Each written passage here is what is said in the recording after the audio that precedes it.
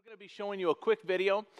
This video is just a short little kind of a recap, a highlight of the book of Joshua. The reason I'm showing you this today is the book of Joshua is a book of new beginnings for the people of Israel. And we thought it would be appropriate if we're starting a fresh book this year to start in Joshua. And so we are going to start our first Wednesday night services. There you go. Okay, there we go. Wednesday night service is going to start the 18th. Correct me if I'm wrong, Pastor Scott. The 18th? Yep, Wednesday the 18th this month. So mark your calendars. If you haven't done so, make sure you do that. We want you to come on out and enjoy. It's going to be very casual, very comfortable. We're going to just go through the book of Joshua. And so check out this little highlight and what you can expect in this book. The book of Joshua. Let's back up and remember the story so far. So God chose Abraham, and then his family became the people of Israel, who are then enslaved down in Egypt. And so through Moses, God rescued Israel out of Egypt. He made a covenant with them at Mount Sinai, and he brought them through the wilderness. So Israel then camped outside the promised land, and Moses called them to obey God's commands so that they could show all the other nations what God is like.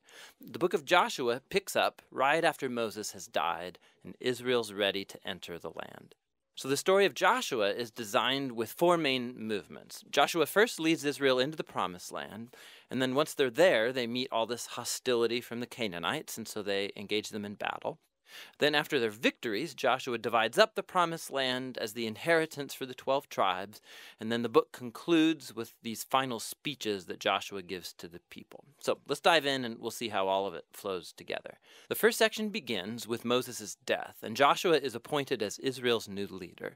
And the author intentionally presents Joshua as a new Moses. So like Moses, Joshua calls the people to obey the Torah, which means the covenant commands that they were given at Mount Sinai. And then Joshua sends spies into the land, just as Moses did back in Numbers chapters 13 and 14, except it goes way better this time. In fact, even some Canaanites turn and follow the God of Israel. Joshua then leads all Israel across the Jordan River and into the land. Just like the sea parted for Moses in the Exodus, so here the river Jordan parts and the priests carry the Ark of the Covenant across, leading all Israel with them. Now, in chapter 5, the story transitions. So the people look back to their roots as God's covenant people, and so the new generation is circumcised and they celebrate their first Passover in the land. But then they turn and prepare to go forward. And Joshua has this crazy encounter with a mysterious warrior, who, it turns out, is the angelic commander of God's army. And Joshua asks, "Are you for us or are you for our enemies?" And the warrior responds, "Neither," which shows that the real question here is whether Joshua is on God's side. It makes clear that this whole story is not about Israel versus the Canaanites. Rather, this is God's battle, and Israel is going to play the role of spectators or sometimes supporters in God's plan, which leads to the next section. We find stories about all these conflicts that Israel had with different Canaanite groups. And the first part retells the story of two battles in detail, and that's followed by a series of short stories that condense years of battles into a few brief summaries. So the first two battles are against Jericho and then Ai, and they offer these contrasting portraits of God's faithfulness versus Israel's failure. At Jericho, Israel is to take a completely passive approach. So they let God's presence in the ark lead them around the city to music for 6 days. And just like Rahab turned to the God of Israel, maybe the people of Jericho would do the same, but they don't. And so on the seventh day, the priests blow the trumpets and the walls come falling down, leading Israel to victory. The point of the story is that God is the one who will deliver his people. Israel simply needs to trust and wait. Now, the next story of the battle at Ai makes the opposite point. So there's this Israelite named Achan, and he steals from Jericho some of the devoted goods that were to belong to God alone, and then he lies about it. It's a pretty lame move after all that God has done for Israel. And so Israel goes into battle with the city of Ai, and they're totally defeated. And it's only after humble repentance and severely dealing with Achan's sin that Israel gains victory. And so together, these two stories, they're placed right up front to make an important point. If Israel is going to inherit the land, they have to be obedient and trust in God's commands. They don't get special treatment. Now, the second part of this section begins with the Gibeonites, a Canaanite people group, and they do just what Rahab did as they turn to follow the God of Israel and they make peace with Israel. This is in contrast to all of these other Canaanite kings who start to form alliances and coalitions, and they want to destroy Israel.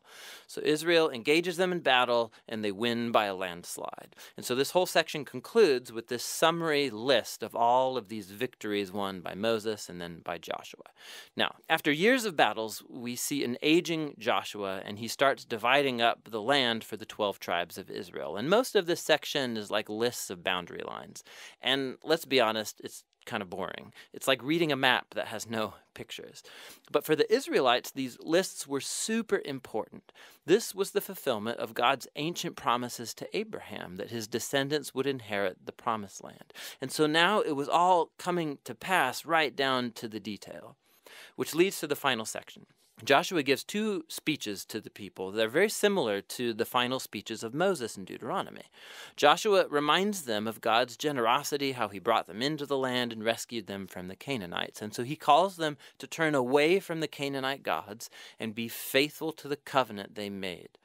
If they do, it will lead to life and blessing in the land. But if they're unfaithful, Israel will call down on itself the same divine judgment that the Canaanites experienced. They'll be kicked off the land into exile.